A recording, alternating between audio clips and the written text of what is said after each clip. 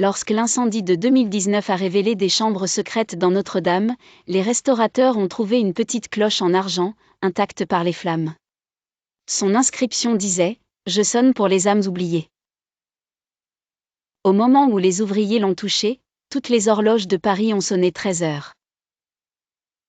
Les images de sécurité ont montré la cloche se balançant toute seule à 3h33 du matin, bien qu'elle n'ait émis aucun son.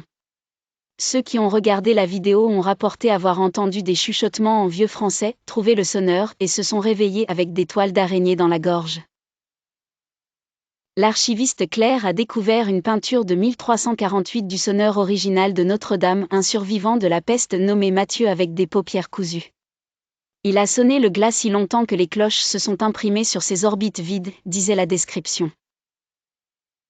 Cette nuit-là, le tracker de sommeil de Claire a enregistré qu'elle restait immobile pendant 6 heures, murmurant des chiffres en vieux français, les chiffres exacts des décès des archives de la peste du XIVe siècle.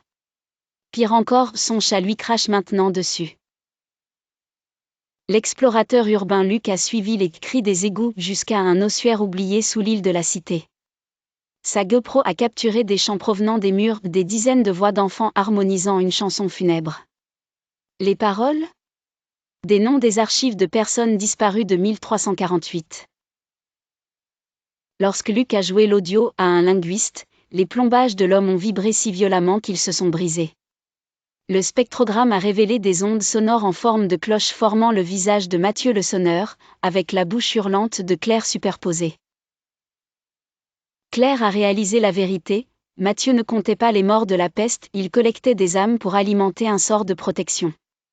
La cloche en argent était son dispositif de sécurité. Maintenant, avec Notre-Dame endommagée, les morts de Paris se réveillaient. Elle s'est précipitée pour arrêter le coup de minuit, mais est arrivée pour trouver la cloche déjà en train de se balancer, son battant remplacé par une petite main squelettique. Les caméras de surveillance ont montré ses propres mains cousant ses paupières avec du fil d'or. Aujourd'hui, les touristes entendent parfois une cloche supplémentaire pendant le carillon de Notre-Dame. Les habitants l'appellent le glas du fantôme de Mathieu. Ceux qui comptent l'écho obtiennent toujours des chiffres différents sauf à 3h33 du matin, où il est clairement 13.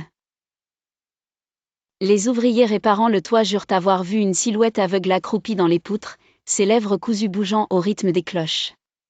Et si vous vous tenez trop près de la Seine la nuit, vous pourriez entendre le chœur sous-marin chanter un nom, le vôtre.